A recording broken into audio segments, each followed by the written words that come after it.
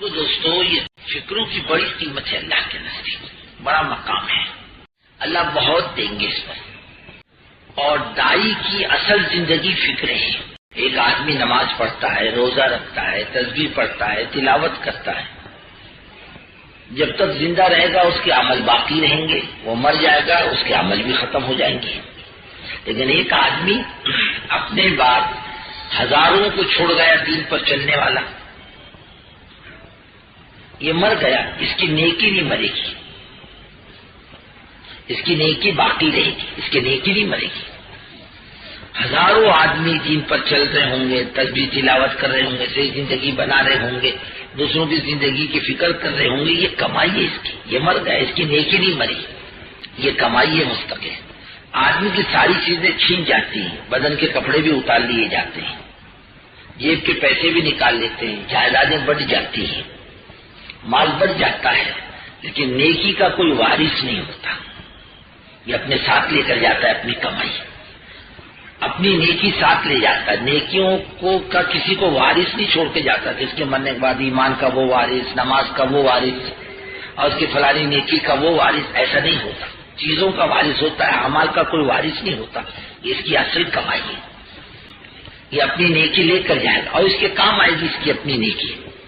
جبکہ سارے رشتے ٹوٹ جائیں گے، اعمال کا رشتہ نہیں ٹوٹتا، اس کے ساتھ قبر میں جائیں گے، لوگ مٹی ڈال کے پیچھے ہٹ جاتے ہیں کہ تو جانے تیرا کام جانے، آج سے ہمارا تیرا کوئی رشتہ نہیں، لیکن نیکی اس کو چھوڑ کے نہیں جاتی کہ تیرا ہمارا کوئی رشتہ نہیں، تو کہیں میں تیرے ساتھ ہوں۔ اس کے ہوش میں آنے سے پہلے عذاب جھانکتا ہے قبر میں، نیکیاں دھتکاتی پیچھے ہٹ، مرد مومن ابھی سویا ہے پیچھے ہٹ، دوسری طرف سے عذاب جھانکتا ہے، وہاں سے نیکی دھتکاتی ہے، پیچھے ہٹ، مرد مومن ابھی سویا ہے، عذاب ٹل جاتا ہے۔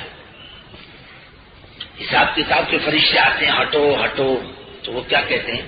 اعمال تم اپنا کام کرو، ہم بھی اپنا کام کریں گے، تم اللہ کی طرف سے مقرر ہو، ہم بھی اللہ کی طرف سے مقرر ہیں، ضرورت پڑ جائے تو اس کی مدد بھی کرتے ہیں، تعاون بھی کرتے ہیں اس کا۔ اور آدمی مضبوط ہے اعمال کی لائن سے جواب دے دیتا، میرا رب اللہ، میرا دین اسلام، یہ میرے آقا حضرت محمد صلی اللہ علیہ وسلم ہے، ان کو نہیں پہچانوں گا تو کس کو پہچانوں گا؟ حساب کتاب کے فرشتے چلے جاتے ہیں۔ اب یہ مرنے والا پوچھتا، بھائی صاحب تم کون، تم کون؟ ایمان کہتا میں تیرا ایمان ہوں، نماز کہتی ہے میں تیری نماز ہوں۔ یہ کلام پاک جس کو کبھی دن کے اجالے میں، کبھی رات کے اندھیرے میں، کبھی نماز میں، کبھی نماز سے باہر یہ تلاوت کرتا ہے، یہ بھی خوبصورت جوان کی شکل میں رہتا ہے، جنت سے بستر لے کر آتا ہے، اس کی قبر میں بستر بچھاتا ہے، اپنی رحمت کے پروں میں سمیٹتا ہے، اللہ سے لڑائی جھگڑا کرتا ہے اور اللہ سے مرنے والے کی سفارش کرتا ہے۔ اللہ کے نزدیک نبیوں اور فرشتوں سے زیادہ معتبر ہے کلام پاک کی سفارش، یہ ساتھ رہتا ہے۔ یہ پوچھتا، بھائی صاحب آپ کون؟ میں تیرا کلام پاک ہوں جس کو تو پڑھتا تھا، آج تیرے کو مدد کی ضرورت نہیں ہے، کل میں اپنی وجاہت سے تیری مدد کروں گا، سو جا آرام سے دلہن کی طرح، قیامت تک اب تجھے کوئی جگانے کے لیے نہیں آئے گا، نوم کو نومت العروس، پہلی رات کی دلہن کی طرح سو جا، اب تیرے کو کوئی غم نہیں۔ اب یہ پیر پھیلا کے اطمینان سے قیامت تک کے سو گا، اس کو ہم غم کچھ بھی نہیں ہوگا، بلکہ حدیث پاک میں آتا ہے پوری مدت قبر مرد مومن کے لیے، پوری مدت قبر فجر کی 2 رکعت سنت کے برابر ہوگی، اور سب سے ہلکی نماز کون سی ہے؟ یصلی رکعتین خفیفتین، یعنی حضور پاک صلی اللہ علیہ وسلم فجر کی 2 رکعت باوجود نماز کے حریص ہونے کے 2 رکعت پڑھتے، ہلکی پڑھتے، قل یا ایھا الکافرون قل ھو اللہ احد، یہ 2 سورتیں فجر کی سنتوں میں پڑھتے، کتنی ہلکی ہوگی؟ پوری مدت قبر اس کو ایسی معلوم ہوگی جیسے میں نے فجر کی 2 رکعت سنت پڑھ لی۔ جب اس کو ہوش آئے گا تو کہے گا میرے کو اتنا جلدی کائے کو جگایا؟ ارے بابا کائے کا جگہ، تو صدیوں سویا ہے۔ کتنا سویا؟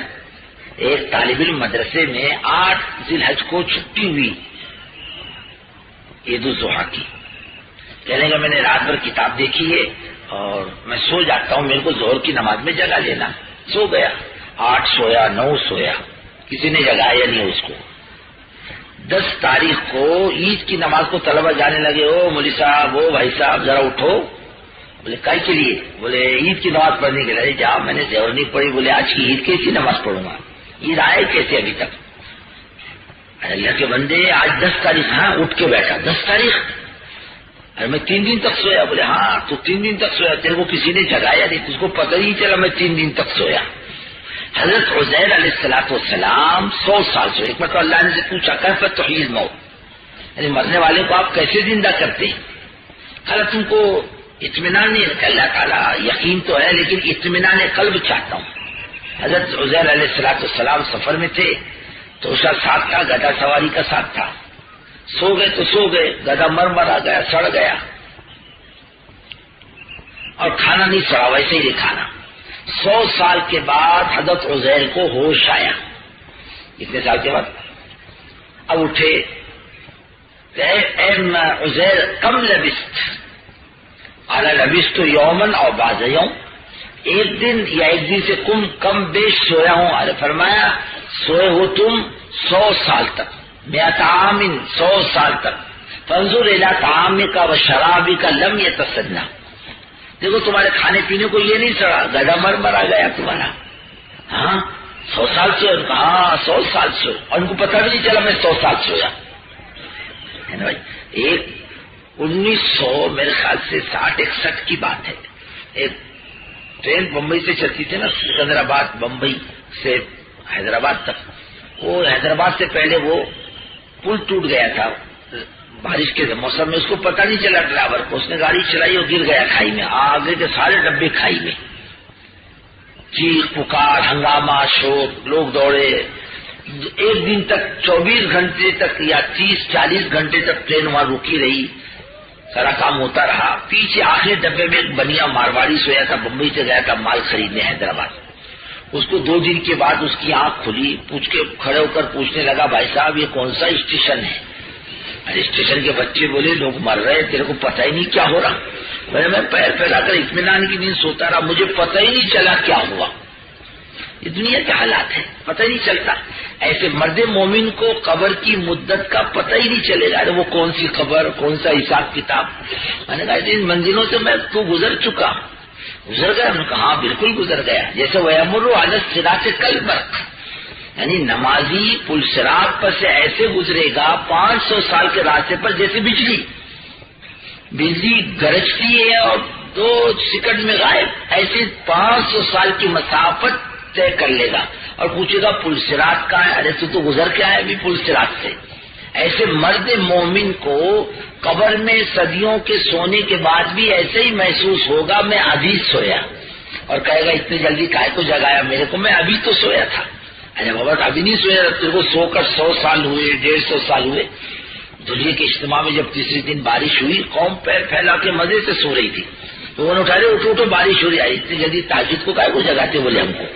ارے تہجد نہیں، بارش ہو رہی ہے. ارے کائے کی بارش ہو رہی؟ پھر سو گئے، پتہ ہی نہیں چلا. وہ کہتے ہمارے اوپر بارش آئی ہی نہیں.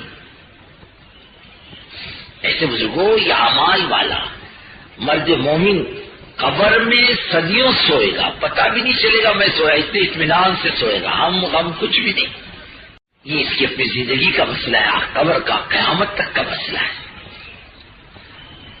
ہمارے قیامت میں بھی کام آئیں گے. آتا ہے نا حدیث پاک میں 3 آدمی قیامت کے دن خدا کے عرش کے سائے میں ہوں گے. کس کے سائے میں؟ خدا کے عرش کے سائے میں.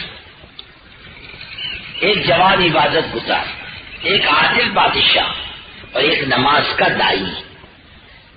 خدا کے عرش کے سائے میں ہوں گے قیامت کے دن، جبکہ اللہ کے سائے کے علاوہ کوئی سایہ نہیں ہوگا. یہ چلنا پھرنا، یہ اللہ کے راستے کی ٹھوکریں کھانا، نرم گرم برداشت کرنا اور چل پھر کر کے دھکے کھانا، تکلیفیں اٹھانا، اپنے مزاج کے خلاف کھانے کھانا، اپنے مزاج کے خلاف سونا. اب بتاؤ یہ جتنا مجمع آیا اس کے سونے کے لیے گاڑیاں لگی ہے کہ یہاں پر یہ اونچ نیچ زمین ہے.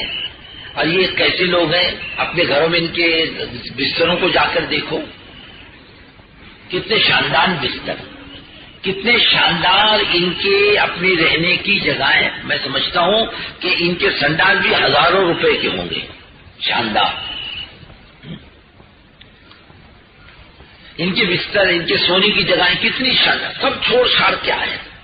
کائی کے لیے لڈو ملنے والے تھے، کہ بریانی کھانے کو ملنے والے تھے. لائن لگا کے کھانا کھاؤ، جہاں جگہ ملے وہاں سو، اور اس کے بعد میں ہر مجلس میں بیٹھ کر اللہ کی بات سنو. تھوڑی کسی اور نسبت سے آئے ہیں، ساری چیزیں جھیلے گا یہاں پر،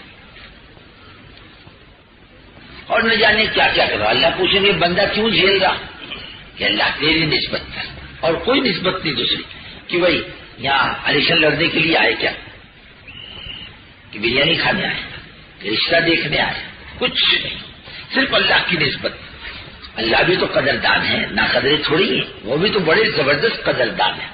نوازنا خوب جانتے ہیں. ہم کسی کے ساتھ بھلائی کا معاملہ کریں گے اپنی ذات کے اعتبار سے، اور اوپر والا بندوں سے معاملہ کرے گا اپنی ذات سے. بہت قدردان ہے. خدا کی قسم مخلوق میں کوئی اتنا قدردان نہیں جتنا وہ خالق قدردان ہے. بڑی قدرت والا، بڑی طاقت والا، سارے زمین آسمان کے خزانوں کا مالک. وَإِن مِّن شَيْءٍ إِلَّا عِندَنَا خَزَائِنُهُ. یہ بہت کام آئے گی یہ نسبت. جب سارے رشتے ٹوٹ جائیں گے اس کا رشتہ باقی رہے گا. اللہ کے راستے کا ٹھوکرے کھانا، اللہ کے راستے میں چلنا پھرنا، ساری تکلیفوں کو برداشت کرنا بہت کام آئے گا انشاءاللہ آخرت میں. ہم اسی نسبت پر یہاں پر بھی آئے اور کوئی نسبت ہماری نہیں ہے. اللہ تعالیٰ اس نسبت پر مغفرت بھی کر دے تو ہمارا اور آپ کا بیڑا پار ہے. اور آتا بھی ہے کہ دین کی مجلسوں سے جب آدمی اٹھتا ہے تو فرشتہ کہتا قوموا مغفورا لکم، اٹھ جاؤ، اللہ نے تمہاری سب کی مغفرت کر دی.